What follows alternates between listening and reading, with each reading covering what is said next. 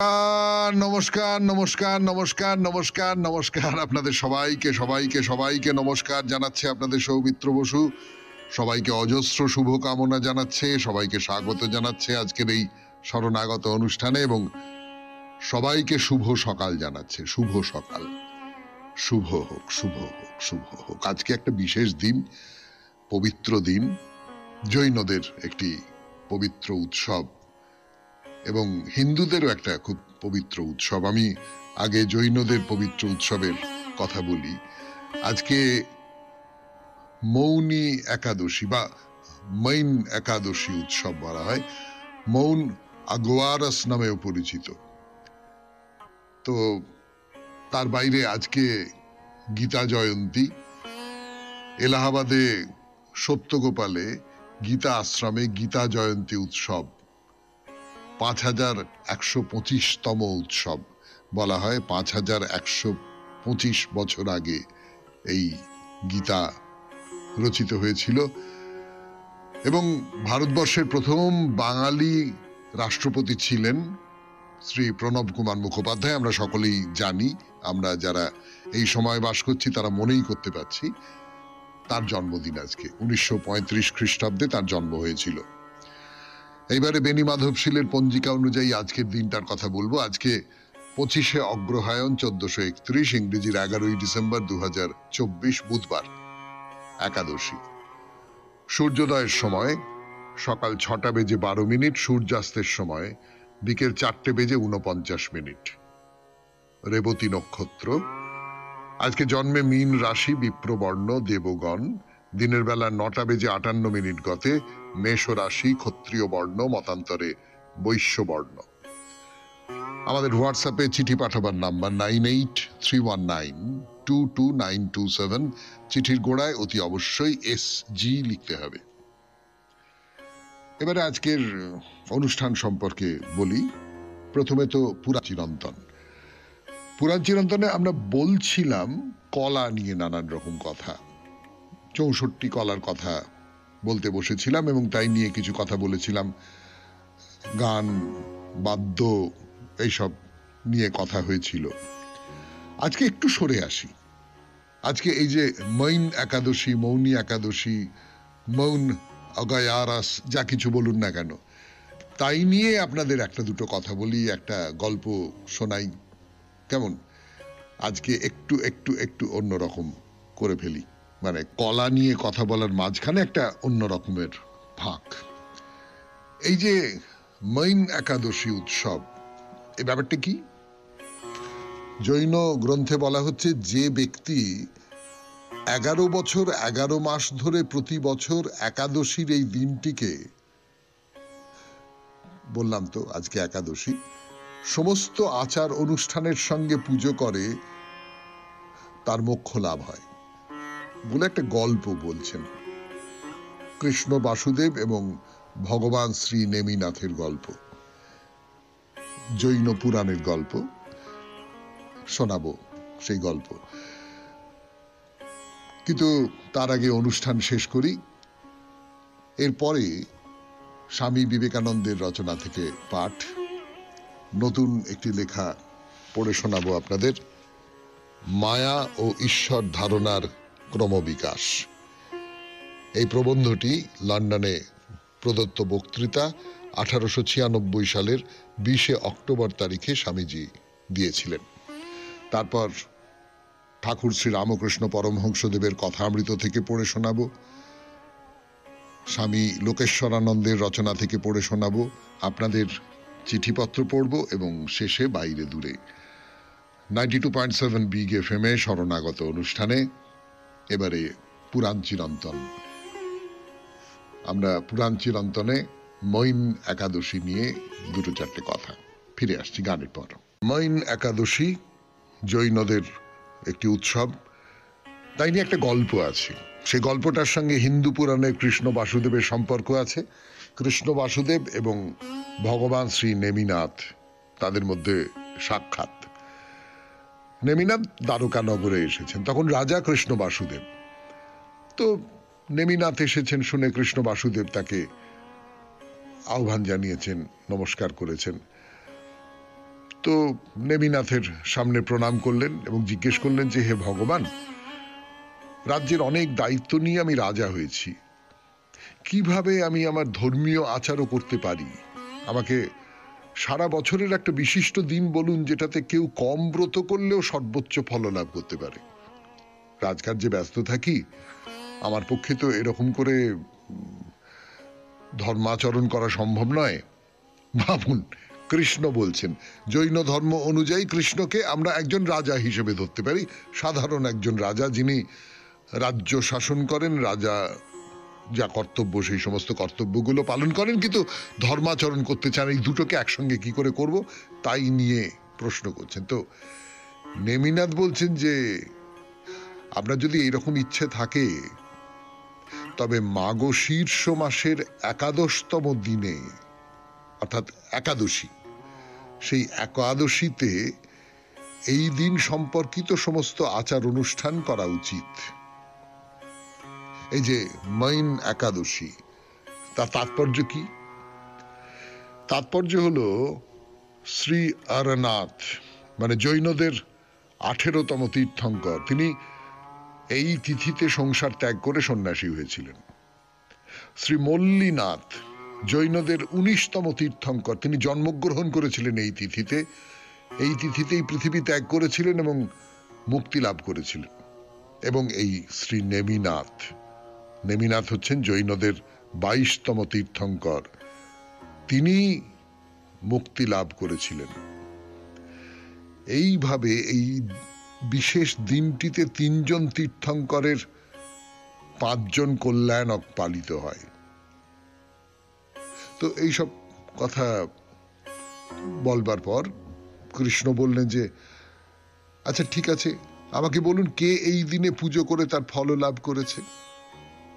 তখন ভগবান নেমিনাথ একজন শেঠের উদাহরণ দেন। সেই শেঠের গল্পটা আপনাদের বলবো 92.7 বিগ এফএম এ শরণাগত অনুষ্ঠানে, গানের পর। ছিলাম জৈনদের যে বিশেষ উৎসব মৈন একাদশী, নেমিনাথ সুব্রত শেঠের গল্প বলছেন। সুব্রত শেঠের গল্প বলছেন কৃষ্ণকে। ঘটকীখণ্ড প্রদেশে বিজয়পাটন শহরে সুর নামে এক বণিক বাস করতেন। সে রাজ্যের রাজা সুরকে খুব সম্মান করতেন এবং তাকে অত্যন্ত বুদ্ধিমান মানুষ হিসেবে মনে করতেন। তা এক রাত্রে শান্তিতে ঘুমিয়ে আছেন, মাঝরাতে তার ঘুম ভেঙে গেল এবং মনে হলো যে তার পূর্বজন্মে করা ভালো কাজের জন্য সে আমার এই যে বর্তমান জীবনের সুখী বিলাসবহুল জীবন আমি যাপন করছি, তাই পরের জীবনে আবার খুব ভালোভাবে বাঁচতে গেলে এই জীবনে আমাকে ভালো কিছু করতে হবে, কারণ এটা ছাড়া সবকিছুই অর্থহীন। তো সূর্য উঠবার পরেই এই সুব্রত শেঠ তার গুরুর সঙ্গে দেখা করতে গেলেন এবং তার উপদেশ শুনে তিনি তার শিক্ষার দ্বারা অনুপ্রাণিত হয়ে তাকে জিজ্ঞেস করলেন যে, আমি যে ধরনের কাজ করি তার জন্য আমার পক্ষে ক্রমাগত উপাসনা অনুশীলন এসব করা তো সম্ভব নয়। আমি কি ধরনের ধর্মীয় আচার করব এমন একটা দিন বলুন যাতে আমার ধর্মীয় আচার অনুষ্ঠান মেনে আমি সর্বোচ্চ পুণ্য লাভ করতে পারি। তখন সেই সময় তার গুরু তাকে এই যে বিশেষ দিনটি, এই বিশেষ দিনটি পালন করবার কথা বলেছিলেন এবং সেই কথা শুনে সুব্রত শেঠ সেটা পালন করেন এবং তার ফলে তিনি মোক্ষ লাভ করেন। শুনলেন জৈনদের উৎসব মৈন একাদশী। সেই মৈন একাদশী নিয়ে 2-4টি কথা পুরাণ চিরন্তন এই পর্বে। এরপরে গান, গানের পর স্বামী বিবেকানন্দের রচনা থেকে পাঠ। আমি আছি আপনাদের সঙ্গে, আপনাদের সৌমিত্র বসু। স্বামী বিবেকানন্দের রচনা থেকে পাঠ শুরু করছি। নতুন প্রবন্ধ, মায়া ও ঈশ্বর ধারণার ক্রমবিকাশ। লন্ডনে এই বক্তৃতাটি দিয়েছিলেন স্বামীজি 20 অক্টোবর 1896 খ্রিস্টাব্দে। আমরা দেখিয়াছি অদ্বৈত বেদান্তের অন্যতম মূল সূত্রস্বরূপ মায়াবাদ অস্ফুটভাবে সংহিতাতেও দেখিতে পাওয়া যায়, আর উপনিষদে যে সকল তত্ত্ব খুব পরিস্ফুট ভাব ধারণ করিয়াছে, সংহিতাতে সেগুলির সবই কোনো না কোনো আকারে বর্তমান। আপনারা অনেকেই এতদিনে মায়াবাদের তত্ত্ব ভালোরূপে অবগত হইয়াছেন এবং বুঝিতে পারিয়াছেন। অনেক সময় লোকে ভুলবশত মায়াকে ভ্রম বলিয়া ব্যাখ্যা করে। অতএব তাহারা যখন জগৎকে মায়া বলেন তখন উহাকে ভ্রম বলিয়াও ব্যাখ্যা করিতে হয়। মায়াকে ভ্রম বলিয়া ব্যাখ্যা করা ঠিক নহে। মায়া কোনো বিশেষ মত নহে, উহা কেবল বিশ্ব ব্রহ্মাণ্ডের যথার্থ বর্ণনা মাত্র। সেই মায়াকে বুঝিতে হইলে আমাদিগকে সংহিতা পর্যন্ত যাইতে হইবে এবং প্রথমে মায়া সম্বন্ধে কি ধারণা ছিল তাহাও দেখিতে হইবে। আমরা দেখিয়াছি লোকের দেবতা জ্ঞান কি রূপে আসিল, বুঝিয়াছি এই দেবতারা প্রথমে কেবল শক্তিশালী পুরুষ মাত্র ছিলেন। গ্রিক, হিব্রু, পার্সি এবং অপরাপর জাতির প্রাচীন শাস্ত্রে দেবতারা এমন সব কার্য করিতেছেন যেগুলি আমাদের দৃষ্টিতে অতীব ঘৃণিত। এইরূপ বর্ণনা দেখিয়া আপনারা অনেকে ভীত হইয়া থাকেন, কিন্তু আমরা সম্পূর্ণরূপে ভুলিয়া যাই যে আমরা ঊনবিংশ শতাব্দীর মানুষ, আর এইসব দেবতা অনেক সহস্র বৎসর পূর্বের জীব। আমরা ইহাও ভুলিয়া যাই যে ওই সকল দেবতার উপাসকেরা তাহাদের চরিত্রে অসঙ্গত কিছু দেখিতে পাইতেন না, তাহারা কিছুমাত্র ভয় পাইতেন না, কারণ সেই সকল দেবতা তাহাদেরই মতো ছিলেন। সারা জীবন ধরিয়া আমাদের এই শিক্ষা করিতে হইবে যে প্রত্যেক ব্যক্তিকে তাহার নিজ নিজ আদর্শ অনুসারে বিচার করিতে হইবে, অপরের আদর্শ অনুসারে নয়। তাহা না করিয়া আমরা আমাদের নিজ আদর্শের দ্বারা অপরের বিচার করিয়া থাকি। এরূপ করা উচিত নয়। আমাদের চারিপাশের মানুষের সহিত ব্যবহার করিবার সময় আমরা সর্বদাই এই ভুল করি, আর আমার ধারণা অপরের সহিত আমাদের যাহা কিছু বিবাদ বিসংবাদ হয় তাহা কেবল এই এক কারণেই হয় যে আমরা অপরের দেবতাকে আমাদের নিজ দেবতার দ্বারা, অপরের আদর্শ আমাদের নিজ আদর্শর দ্বারা এবং অপরের উদ্দেশ্য আমাদের নিজ উদ্দেশ্যর দ্বারা বিচার করিতে চেষ্টা করি। বিশেষ বিশেষ অবস্থায় আমি হয়তো কোনো বিশেষ কার্য করিতে পারি, আর যখন দেখি আর একজন লোক সেইরূপ কার্য করিতেছে, মনে করিয়া লই তাহারও সেই এক উদ্দেশ্য। আমার মনে একবারও একথা উদিত হয় না যে ফল সমান হইলেও অন্য বহু কারণ সেই ফল প্রসব করিতে পারে। আমি যে কারণে সেই কার্য করিতে প্রবৃত্ত হইয়া থাকি তিনি সেই কার্য অন্য উদ্দেশ্যে করিতে পারেন। সুতরাং ওই সকল প্রাচীন ধর্ম বিচার করিবার সময় আমরা যেন আমাদের মানসিক প্রবণতার দ্বারা বিচার না করি। আমরা যেন সেই প্রাচীনকালের জীবন ও চিন্তাধারার ভাবে নিজদিগকে ভাবিত করিয়া বিচার করি। শুনলেন স্বামী বিবেকানন্দের রচনা থেকে পাঠ, মায়া ও ঈশ্বর ধারণার ক্রমবিকাশ। এরপর গান, গানের পর কথামৃত। আগের দিন কথামৃতে যে বিষয় নিয়ে কথা হচ্ছিল যে মায়া, যিনি ভক্ত তিনি মনের মধ্যে মায়া রেখে দেন। যিনি লোকশিক্ষার জন্য এসেছেন অবতার, তিনি মনের মধ্যে মায়া রেখে দেন। ঠাকুরের মনের মধ্যে কি প্রগাঢ় মায়া ছিল সেটা যারা কথামৃত পড়েছেন, পড়ছেন, শুনছেন তারা সকলে নিশ্চয়ই জানেন। আমরা কথামৃতের অনেকগুলো জায়গা বাদ দিয়ে দিয়ে যাচ্ছি যেগুলোতে ঠাকুরের উপদেশের কথা নেই বা ঠাকুরের উপলব্ধির কথা নেই। সেগুলো কি হলো না হলো তার বিবরণ। তার মধ্যেও এরকম আছে যে অমুক এলো না কেন, অমুক আসে না কেন, অমুকের কি খবর, আহা অমুকের ছেলে মারা গেছে তার তো খুব কষ্ট, অমুক। অসম্ভব মায়া ঠাকুরের, অসম্ভব সাংসারিক মায়া বলতে যেটা বোঝায় সেই রকমের সাংসারিক মায়া। কিন্তু এই মায়াটা তার চারপাশের মানুষজনের জন্য, এই মায়াটা ভক্তির থেকে আসে, এই মায়াটা সংলগ্নতার থেকে আসে। তার যে শিষ্য শাবক যারা রয়েছেন তাদের প্রতি তার যে সংলগ্নতা, সেই সংলগ্নতার জায়গা থেকে এই মায়াটা আসে। তো এইটাকে বলবো বিদ্যা মায়া। তিনি বিদ্যা মায়া রেখে দিয়েছেন লোকের জন্য, ভক্তদের জন্য। কিন্তু বিদ্যা মায়া থাকলে আবার আসতে হবে। অবতারাদি বিদ্যা মায়া রাখে, একটু বাসনা থাকলে আসতে হয়, ফিরে ফিরে আসতে হয়। সব বাসনা গেলে মুক্তি। ভক্তেরা কিন্তু মুক্তি চায় না। মুক্তি নিয়ে কি হবে? মুক্তি নিলাম, আমি সচ্চিদানন্দ সাগরে বিলীন হয়ে গেলাম, তাতে আমার কি হবে? আমি তোমাকে ভালোবাসতে চাই। ভালোবাসা, পুজোর তো আর একটা নাম ভালোবাসা। ভালোবাসারই চরমতম রূপ হচ্ছে পুজো। সে আপনি ধরুন প্রেমিকা হিসেবে প্রেমিককে ভালোবাসলে সেটা পুজো, রাধার কৃষ্ণের প্রতি পুজো, সে সন্তানকে মায়ের ভালোবাসা পুজো, মা যশোদার কৃষ্ণকে পুজো, এসবটাই তো পুজো। আসলে আসলে পুজো ব্যাপারটা তো ভালোবাসা। আর ভালোবাসাহীন যে পুজো, আনুষ্ঠানিকভাবে যে পুজো, সেই পুজোর কোনো মানে নেই। সেই পুজো শুধু অহংকে প্রকাশ করে মাত্র। এই চারপাশে সব নানান রকমের, সব জায়গার কথা আমি বলছি না, কিন্তু এই যে পুজোর প্যান্ডেল হয়, বারোয়ারি পুজোর প্যান্ডেল হয় বা কিছু হয়, অনেক বাড়িতেও হয়, বনেদি বাড়িতেও হয়। পুজোটা একটা কৃত্য, পুজোটা প্রতি বছর করতে হয় সেই জন্য করা। তার সঙ্গে যে ভক্তির খুব সম্পর্ক সব ক্ষেত্রে থাকে এমনটা নয়, কোনো ক্ষেত্রেই থাকে না, আমি এরকম কথা নিশ্চয়ই বলছি না, কিন্তু সব ক্ষেত্রে থাকে এমনটা কিন্তু কিছুতেই নয়। তো ভক্তরা মুক্তি চায় না। ঠাকুর কি বলছেন? বলছেন যদি কাশিতে কারুর দেহত্যাগ হয় তাহলে মুক্তি হয়, আর আসতে হয় না, জ্ঞানীদের মুক্তি। তো নরেন্দ্র বলছেন যে সেদিন মহিম চক্রবর্তীর বাড়িতে আমরা গিয়েছিলাম। ঠাকুর বলছেন তারপর ওর মতো এমন শুষ্ক জ্ঞানী দেখি নাই। কি হয়েছিল? নরেন্দ্র বলছেন আমাদের গান গাইতে বললে, তো গঙ্গাধর গাইল শ্যাম নামে প্রাণ পেয়ে ইতি উতি চায়, সম্মুখে তমাল বৃক্ষ দেখিবারে পায়। গান শুনে বললো ওসব গান কেন, প্রেম টেম ভালো লাগে না, আর তাছাড়া মাগ ছেলে নিয়ে থাকি, এসব গান এখানে কেন? তো শ্রীরামকৃষ্ণ মাস্টারকে বলছেন ভয় দেখেছো?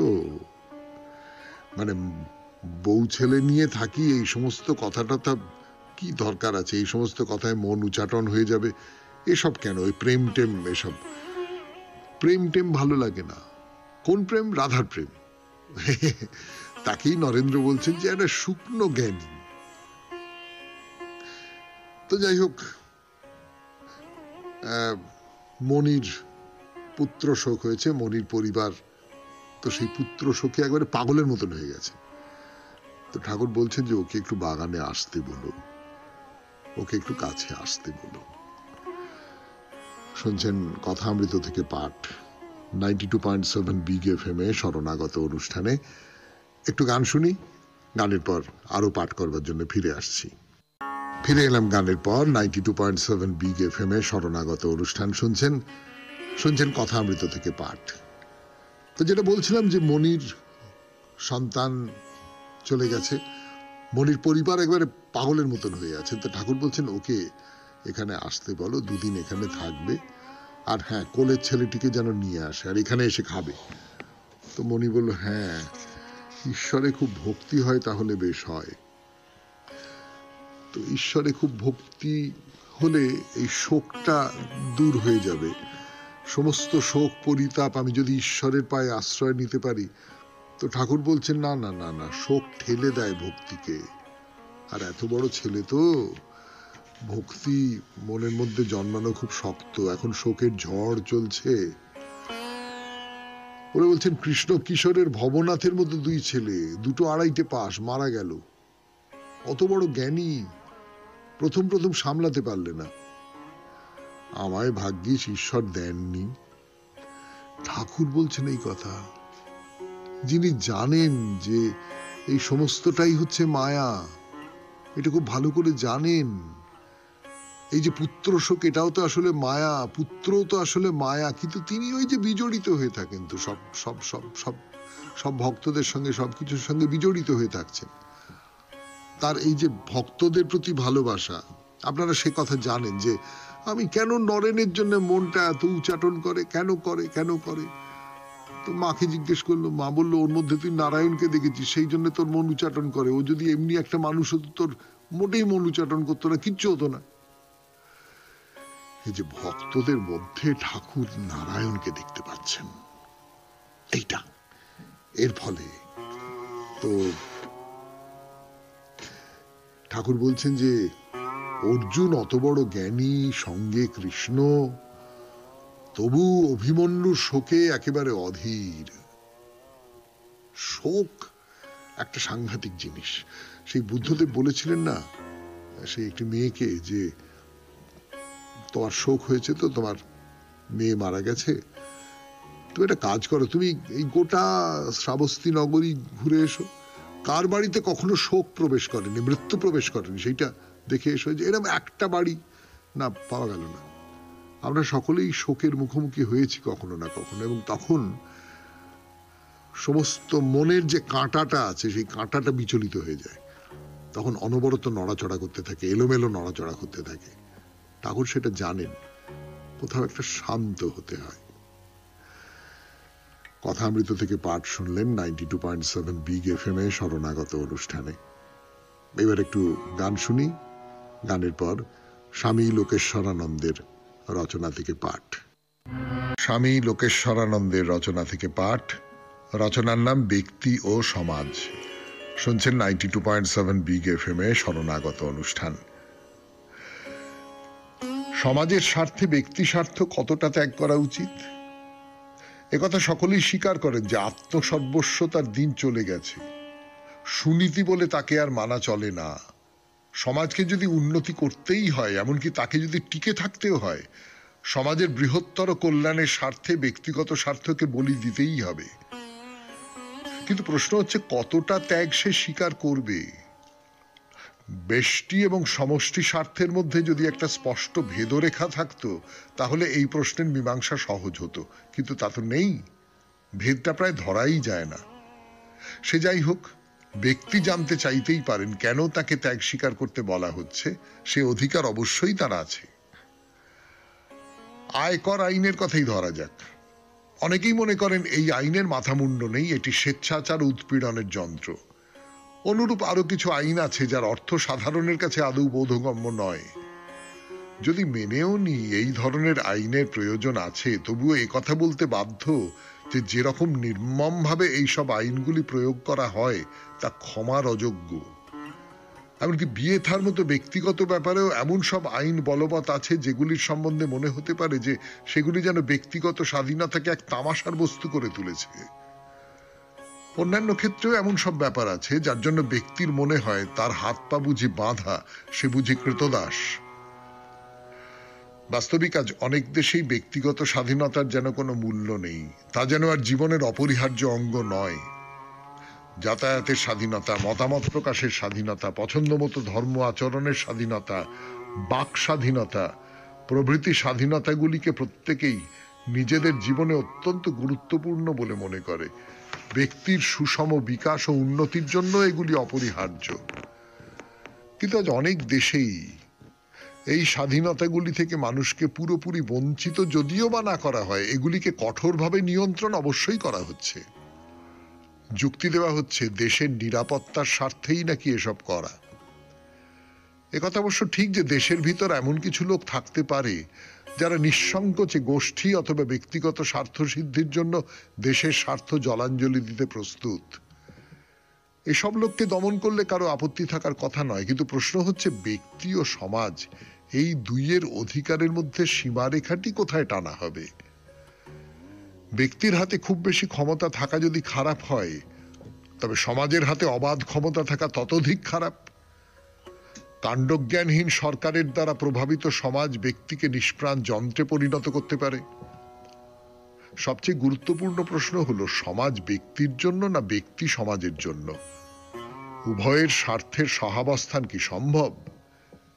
ঘুরিয়ে জিজ্ঞাসা করলে বলতে হয়, আদর্শ সমাজের চেহারাটা কেমন, কেমন করেই বা তা কাজ করে, সমাজের প্রতি ব্যক্তির কি ধরনের দায়িত্ব কর্তব্য জ্ঞান থাকা উচিত। আদর্শ সমাজ কিরকম তা কেউই জানে না, কারণ তার অস্তিত্বই নেই। যেটুকু বলা চলে তা এই, আদর্শ সমাজ ব্যবস্থা সেটি যেখানে ব্যক্তিকে সর্বোচ্চ স্বাধীনতা দেওয়া হয় এবং যেখানে তার বিকাশের সম্ভাব্য সব রকম সুযোগ সুবিধা থাকে। সে সমাজ যেমন দুর্বল ও অসহায় মানুষদের রক্ষা করে, তেমনি ন্যায় বিচার ও সাম্য সুনিশ্চিত করে। সে সমাজ আশা করে প্রত্যেক ব্যক্তি বৈষয়িক ও নৈতিক দিক থেকে সমৃদ্ধ হবে এবং মানবিক উৎকর্ষ অর্জন করবে। আদর্শ সমাজ এমন এক পরিবেশ সৃষ্টি করে যেখানে আদর্শ মানুষের আত্মপ্রকাশ সম্ভব। একজন আদর্শ ব্যক্তিকে তার দায়িত্ব ও কর্তব্যের কথা বলে দিতে হয় না, তিনি নিজেই সে বিষয়ে সচেতন এবং নিজের দায়িত্ব স্বেচ্ছায় পালন করেন। তিনি নিজেই নিজেকে চালনা করেন, নিজেই নিজের উপদেষ্টা। তাকে আর আইনের অনুশাসন মেনে চলতে হয় না, কারণ তিনি নিজেই ন্যায় ধর্মের প্রতিমূর্তি। তার সমাজ চেতনা এতই গভীর যে স্বার্থপরতাকে তিনি ঘৃণা করেন। তিনি অন্যের কল্যাণের জন্যই যেন বেঁচে থাকেন।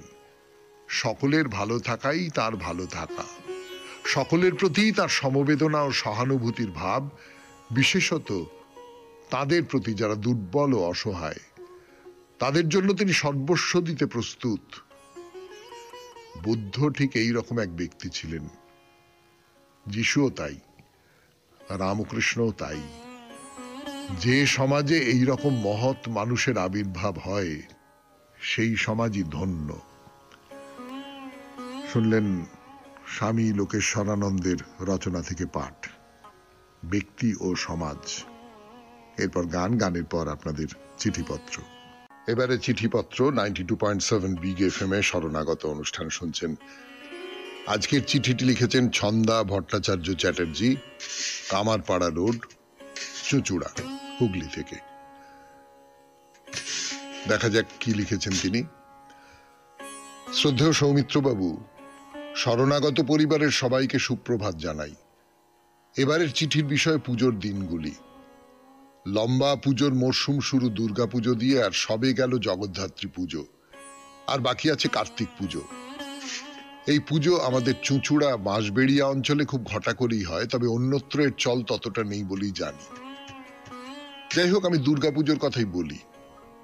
এবছর পুজো এলো, চলেও গেল, কিন্তু নতুন শাড়ি পরা বা ঠাকুর দেখতে যাবার কোনো উৎসাহ পেলাম না। কেন জানি না, মনটা কেমন বিষণ্ণ হয়ে রইল। শ্বশুরবাড়ির রীতি মেনে সপ্তমীর দিন একটা নতুন কাপড় পরে চন্দন আর সিঁদুরের ফোঁটা দিতে হয়, সেই নিয়ম মেনেছি, আর বাকি সময় পুরনো কাপড়ই পরে কাটিয়েছি। এবার আমার অত্যন্ত স্নেহের দুই ছাত্রীর দেওয়া শাড়ি পরতে পারিনি। ওরা বলেছিল পুজোয় পরবেন দিদি, তাও পারলাম না। তবে অষ্টমীর দিন সন্ধেবেলা আমাদের এখানে গঙ্গার ধারে আমরা কয়েকজন সমবেত হয়ে মোমবাতি জ্বালিয়ে এবং নীরবতা পালন করে তিলোত্তমাকে স্মরণ করেছিলাম। এইভাবেই কাটিয়েছি বছরের পুজোর দিনগুলি। ঠাকুর বিসর্জনের পর আমাদের গুরুজনদের প্রণাম জানাবার রীতিও মেনেছি। বাড়ি আজকাল আর যাওয়া হয় না, ফোনেই প্রণাম জানাই, তবু তো তাদের গলাটা শোনা যায়। এবছর হারিয়েছি আমার এক ভাইকে। তারপর থেকে কেবলই মনে হচ্ছে এবছর পুজো তো কাটলো, পরের বছর আবার কি আমার জন্য অপেক্ষা করছে কে জানে। তাই চেষ্টা করেছি সবার সঙ্গে যোগাযোগ করার। আমার ছোট্টবেলার স্কুলের যেসব দিদিমণিরা এখনো আছেন তাদের আশীর্বাদ পেয়েছি, এ আমার পরম ধন। দেবীর কাছে প্রার্থনা করেছি, সবার মঙ্গল করো মা, আর মায়ের কোল খালি করো না, সবাই আত্মীয় স্বজন নিয়ে ভালো থাকুক, এই আশীর্বাদ করো। নমস্কার জানিয়ে শেষ করলাম। ছন্দা ভট্টাচার্য চ্যাটার্জি, কামারপাড়া রোড, চুঁচুড়া, হুগলি।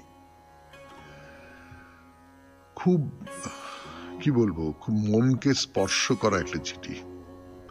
মানে পুজোর দিনটা একটা বিষণ্ণতা আপনাকে গ্রাস করছে, তার অনেকগুলো কারণ আছে। তার মধ্যে একটি কারণ তো নিশ্চয়ই আপনি যা বলেছেন, তিলোত্তমা। অন্য কারণ আস্তে আস্তে আস্তে আস্তে সত্যি এই তো দেখছি চারপাশ থেকে আস্তে আস্তে যারা আপনজন ছিলেন তারা চলে যাচ্ছেন। এই সমস্ত বিষণ্ণতা নিয়ে, বিষণ্ণতা ঘেরা একটা পুজোর কথা বলেছেন আপনি। মনটা একটু ভার হয়ে গেল, কিন্তু এটাও পুজোর একটা সত্য। আপনাকে অনেক ধন্যবাদ। এরপর বাইরে দূরে 92.7 বিগ এফএম এ শরণাগত অনুষ্ঠানে গব্বর পাহাড়ের অম্বাজির মন্দির। ফিরে আসছি গানের পর। ছিলাম আপনাদের গব্বর পাহাড়ের অম্বাজির মন্দির দর্শন করতে যাচ্ছি। এই যে যাত্রাপথটা, একটা পাহাড় থেকে আর একটা পাহাড়ে যাওয়া, তো একটা পাহাড়ে নেমে সেখান থেকে আর একটা পাহাড়ে যাওয়া, এই যাত্রাপথটা 4 কিলোমিটার। অসাধারণ, অসাধারণ। আপনি দূরে দেখতে পাচ্ছেন, খুব দূরে নয়, দেখতে পাচ্ছেন গব্বর পাহাড়। ওই গতদিন বলছিলাম, নিজেই বলে নিজেরই বেশ ভাল লাগলো, যে একটা বিরাট রাক্ষস যেন উপুড় হয়ে শুয়ে আছে। হ্যাঁ, তার ওই রকম কচ্ছপের পিঠের মতন, কিন্তু আরো আরো খাড়াই। সেইটা দিয়ে আপনাকে উঠতে হবে উপরে। কালো কুচকুচে মিশমিশে একটা রং, তার উপরে একটি মন্দির, সুন্দর দেখতে লাগে। আর চারপাশটা নীল আকাশ, সবুজ সমস্ত পাহাড়, তার ভেতরে খুব খুব সুন্দর। প্রথমেই যেটা চোখে পড়ে সেটা হচ্ছে একেবারে চকচকে লাল কাপড়ে, মানে ঝলকিত হচ্ছে আর কি সূর্যের আলোয়, সেরকম লাল কাপড়ে জয় মাতা আদি লেখা। গব্বর পাহাড়ের যে মন্দির, সেই মন্দিরের চূড়ার উপর পতপত পতপত করে উঠছে, আর সেই সঙ্গে মায়ের যে চিহ্ন, সেই চিহ্ন রয়েছে সেই পতাকায়, সোনালী রঙে লেখা। জয় মাতা দিও সোনালী রঙে লেখা, সেই চিহ্ন সোনালী রঙে, লাল আর সোনালী মিলিয়ে একটা একটা কি বলবো, একটা রাজকীয় একটা চেহারা তৈরি করেছে। তো আমরা এগিয়ে চলেছি ওই মন্দিরের দিকে। যাওয়াটা কিন্তু কঠিন। আপনি পাহাড়ের নিচে এসে পৌঁছলেন, এইবারে আপনাকে পাহাড়ে চড়তে হবে। দুভাবে আপনি পাহাড়ের উপরে উঠতে পারেন। একটা হচ্ছে পাহাড়ে আপনি হেঁটে হেঁটে হেঁটে হেঁটে পাহাড়ের উপরে উঠছেন, এখানে তো গাড়ি যাবে না, যাওয়াটা কঠিন না। এমনিতে মসৃণ পাথর, মানে কিন্তু সেই মসৃণ পাথর বেয়ে বেয়ে উঠবার তো কোনো অবকাশ নেই, তা নয়, আপনার জন্য সিঁড়ি করে দেওয়া আছে, কিন্তু সেই সিঁড়ি দিয়ে আপনাকে অনেকখানি উঠতে হবে। আপনি এটা মেনে নিন, মেনে নিন। তার কারণ আমরা তো ছোটবেলা থেকে জানি যে তীর্থযাত্রার একটা নিয়ম হচ্ছে আপনাকে কষ্ট করতে হবে। ওই যে বলে না, কষ্ট না করলে কেষ্ট মেলে না, তীর্থযাত্রা ব্যাপারটাই তাই। তো আমি যদি বলি যে ভগবান তো আমার মনের মধ্যে আছেন, আমরা তো শরণাগত অনুষ্ঠানে বারবার করে এই কথাটাই বলা হয় যে ভগবান আমার মনের মধ্যে আছেন, সেইটাকে ঢাকা চাপা দিয়ে রেখে দেওয়া হয়েছে, ঢাকা চাপা দেওয়া রয়েছেন তিনি। আমরা সেই ঢাকাটা খুললে তার সাক্ষাৎ পাবো। আমরা ঢাকাটা খুলতে পারি না, মায়ার এই যে ঢাকনাটা, সেইটা আমরা খুলতে পারি না। এই তো হচ্ছে মোদ্দা ব্যাপার। তাহলে তীর্থক্ষেত্রে যাবার মানে কি? আমরা এই নিয়ে কথা বলেছি যে একটা উদ্দীপন হয় তীর্থক্ষেত্রে গেলে, এবং একটা কষ্ট করতে হবে তোমাকে। তুমি যদি তোমার বুকের ভেতরের ঠাকুরকেও পেতে চাও, তাহলে সেই বুকের ভেতরের ঠাকুরকে পাওয়ার জন্যও কিন্তু তোমাকে কষ্ট করতে হবে, তপস্যা করতে হবে। আপনি যদি পরিশ্রম করেন তাহলে আপনার শরীরে তাপ উৎপন্ন হয়। এই তাপ শব্দটা আছে তপস্যার পেছনে, অর্থাৎ আপনাকে পরিশ্রম করতে হবে। তা আপনি ওই রকম করে হেঁটে হেঁটে হেঁটে হেঁটে হেঁটে হাঁপাতে হাঁপাতে শরীর থেকে ঘাম ঝরছে, শরীর উত্তপ্ত হয়ে উঠছে, এই রকম করে আপনি একটা ওপরে যেতে পারেন। বাঞ্ছিতকে পেতে গেলে সেই কষ্টের মধ্যে দিয়ে তাকে পেতে হবে, এটা একেবারে ভারতীয় দর্শনে আছেই।